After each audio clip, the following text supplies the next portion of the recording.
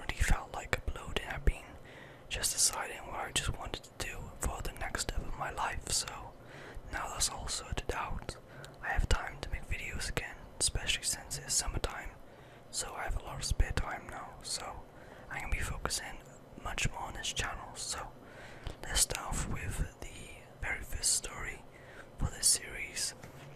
Once upon a time, a woodcutter lived at the edge of a great forest with his wife and their 2 children. That's meant to say and, but you know, they had a boy called Hansel and a girl called Gretel. The family's house was very small. It was just a hut really, and they were very poor. Often they had to go to bed without any food. The woodcutter and his wife worried a great deal, and as time went by, the situation seemed to get worse and worse. There were just not enough people around who needed the woodsman's services. How can we feed our children? The woodcutter lamented, when we have hardly enough to feed ourselves. His wife cried quietly. There's nothing for it, she said. Tomorrow we'll take them into the woods with us. We'll lose them somehow. We just can't carry on like this. The woodcutter wasn't very happy when he heard his wife say this. But what will happen to them? They'll be in danger. Anything could happen. Some wild animal might come along and eat them alive. But his wife had made up her mind. What can we do? We have no choice. If we stay together, surely we will all perish. At least I'm gonna guess it says I or we, if we don't have their mouths to feed, I'm not really sure, we might stand a chance. Quietly her husband consented. He knew she was right, but he also knew that he was not able to take care of them. Hansel and Gretel were in their beds in the next room. They couldn't sleep either, and because the walls in their little house were so thin and flimsy, they had been able to hear the whole of their parents' conversation. Gretel was terrified. Hansel, she cried, what are we going to do? Are we going to die? Hansel was a very clever little boy.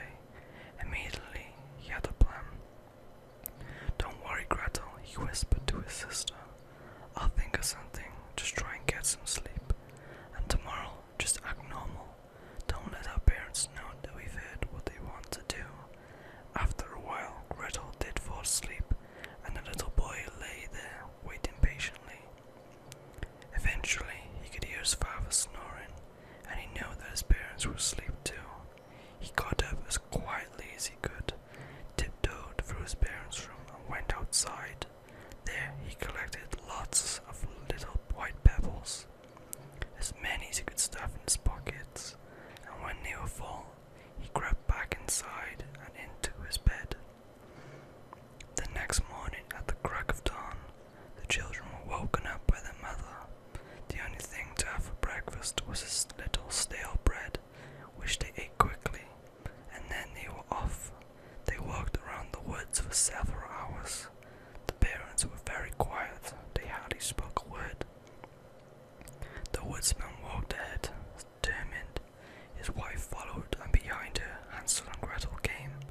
Every now and then, Hansel would drop one of his little white pebbles in the middle of the path, or by the side of the rock, or by a tree root.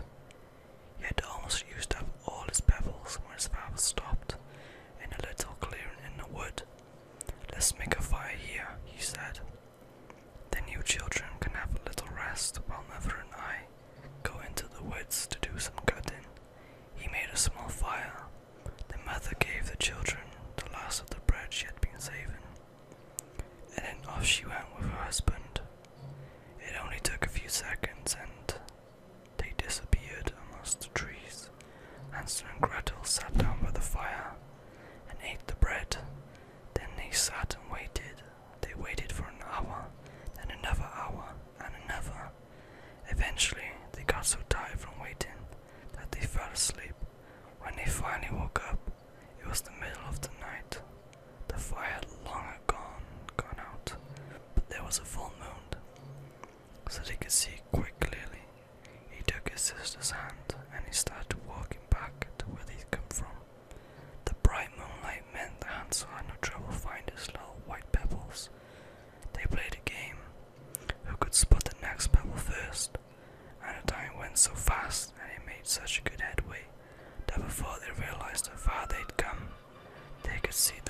house. The door was open, and they went inside, where the father was just getting up. He was absolutely delighted to see them, and threw his arms up in the air and cried for joy. Their mother too was happy to see them again. It had been very hard indeed for these poor people to leave their children in the middle of that dark wood, and now they were just so relieved that they had survived and that they were back together. For some time they lived happily together, but the situation did not improve. In fact, things just kept going from bad to worse. It seemed that the woodcutter could never make enough money to get their bellies full. Before too long, he and his wife had that same conversation again. "I really wish I could change things," the mother said, "but it's just impossible. I just can't go on watching these children go hungry every day, day in, day out." The woodcutter was very sad. He loved his children dearly, but there was nothing he could do or say to make the situation better. He had tried very hard to come up with some ideas to make some more money, but to no avail. They were the only people in the area who were poor. Everybody was in the same boat.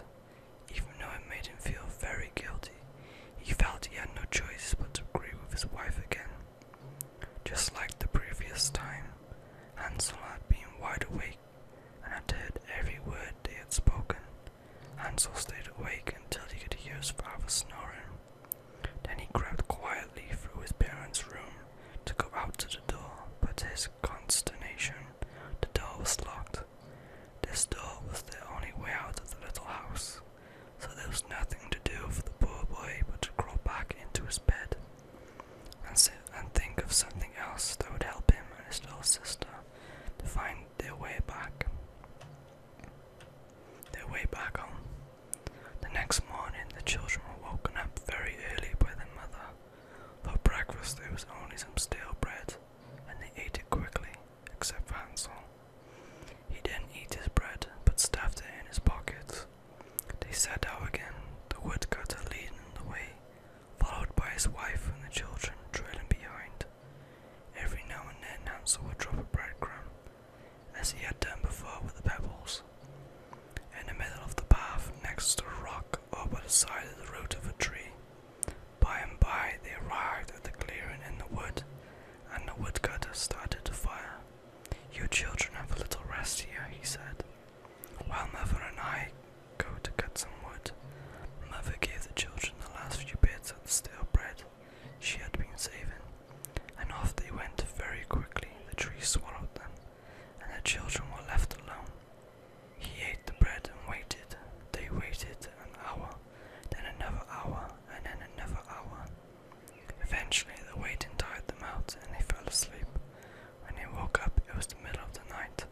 Hansel took his little sister's hand, and he started back the way they had come, or came. But to his consternation, Hansel couldn't find the breadcrumbs he had dropped so diligently. He realized the birds must have eaten them. The children tried to remember which way they had come. They walked this way a little, then that way, then another way, yet, and then they soon realized they were hopelessly lost. But they kept walking, as there was nothing else to do.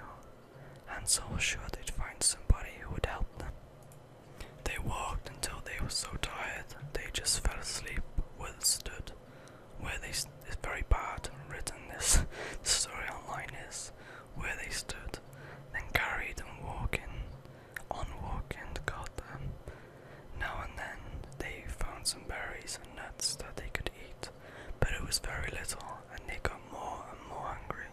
Before long, they lost all sense of time. They had no idea how many days and nights they had wandered through these woods, when suddenly they came upon a most extraordinary little house in the middle of a small clearing. They couldn't believe their eyes. The house appeared to have been constructed from loaves of bread, cakes, fruit pies, biscuits, and candy. They ran up to it and just started tearing bits of delicacies from the walls of the little house. They were so hungry they never stopped to think what they were doing, and they stuffed their mouths when suddenly they heard a loud, croaky voice. Who's that jumping at my housey? The front door, covered in huge gingerbread men, opened, and there stood a little grey woman, older than anybody the children had ever seen. Her back was crooked, and she had a great big knobbly nose, and hairs were growing out of her chin. Her teeth were as black as charcoal, and her face and her hands were covered in wrinkles. At first Hansel and Gretel were frightened by this apparition, whatever that means, but the old lady spoke, and she appeared to be quite friendly. Children, she croaked, welcome to my humble little abode. Why don't you darlings come inside, and I'll treat you to some milk and pancakes. The children were delighted to hear this, and they stepped inside. The old lady sat them at a table and poured them some delicious cold milk. The table was covered with goodies. They ate and ate until their stomachs couldn't take any more. The old lady showed them into a little bedroom with 2 lovely beds, with soft mattresses and quilted covers. Before they could say goodnight, they were fast asleep. When Hansel woke up, he tried to sit up, but he bumped his head on something. He realized he was inside a cage. The floor was wood, so was the ceiling on 3 sides. One side was a metal door with bars, which was locked with a giant padlock. He shook his head. Was he dreaming? He shouted, "Help! Help! Gretel, where are you?" Just then, Gretel was still in bed, but the old woman had come into her room and was shaking her roughly. Wake up, you lazy little slut. Okay then, time to get up and do some work. She pulled Gretel out of the bed and handed her a broom. Start sweeping, she commanded. It now became obvious to the children that this old woman, who had been so kind to them the previous evening, was an old witch, and a very bad one at that. Gretel was made to work all day long. She had to sweep and scrub the floors, she had to clean the windows and wash the curtains, she had to prepare the food and cook it, then she had to scour all the pots and pans, the plates and cups and knives and forks. She had to weed the path outside and water the plants. She wasn't allowed to rest for a minute. At the end of the day, just before she fell asleep, because she was so exhausted, the witch would throw her a few scraps of food to eat, but Hansel was treated very well. Apart from being locked up in his cage, that is. Every few minutes the witch would bring him something to eat, some buttered bread and cheese 1 minute, sausages and gravy the next, apples and pears, carrots and beets. He hardly had time to digest the morsels the witch fed him. When the next one came along, the witch would stand by his cage and watch him, to make sure he ate every last bite of the food she gave him. She'd stand there, bent over, watching him and giggling. "Eat, my little sweet one," she'd croak. "Eat and get fat. Hee-ya, hee-ya, hee-ya." Very rarely did the children get an opportunity to talk to each other. The witch was always ordering Gretel about. As soon as she'd finished one job, the witch would give her another one. And when she wasn't ordering Gretel about, she was in front of Hansel's cage, feeding him, fattening him up. She'd ordered him to stick a finger out through the bars, and she'd feel it and inspect it. When Gretel saw this, she realized what the witch was doing. She was fattening up his brother to eat him, and she was checking his finger to see how fat he was getting. She knew it was up to her to rescue him, because he was totally powerless, locked up in that cage with the metal bars and a padlock. The key was hidden under the witch's mattress. It was impossible to get near there without being seen. She came up with a clever little plan to gain some time. She found a little stick, and 1 minute, when the witch was having her supper, she slipped it into the cage and told Hansel to stick it out next time the witch came to check his finger. Gretel had noticed that the witch's eyesight wasn't very good.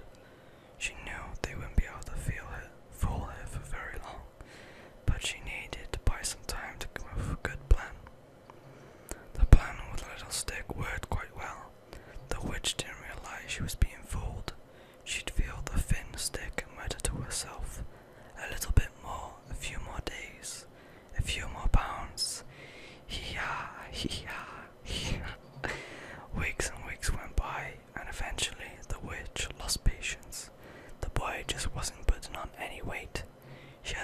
she called out to Gretel.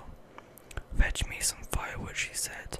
I'm going to light the oven and roast that stupid brother of yours, skinny or not.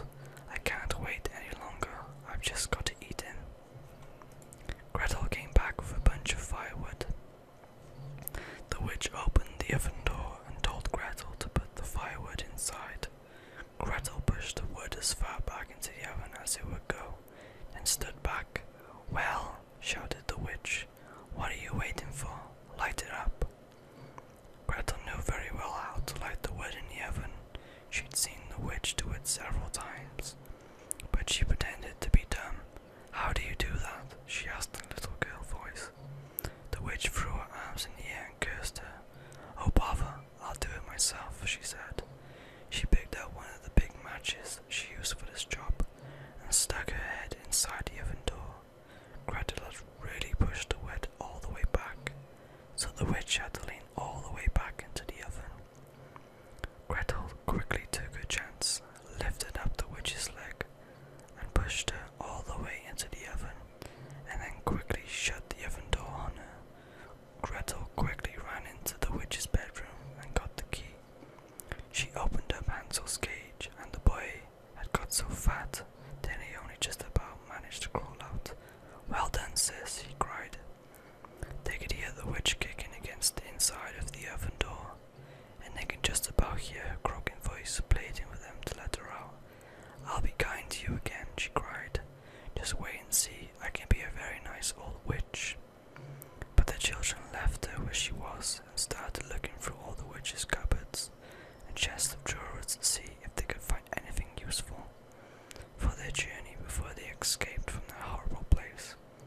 To their great surprise, they found bags full of gold coins and precious stones.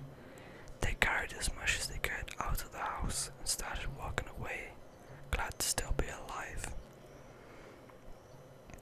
As they walked along the path from the horrible witch's house, some birds flew down from the trees and asked what happened to the wicked witch. She's locked up in the oven, said Gretel. I think she'll be in there for some time. The birds were very happy. They had always been scared of the witch who used to like to catch birds and eat them. To show their gratitude to Hansel and Gretel, they guided them all the way home. When the children got home to their parents were so happy to see them that they cried tears of joy.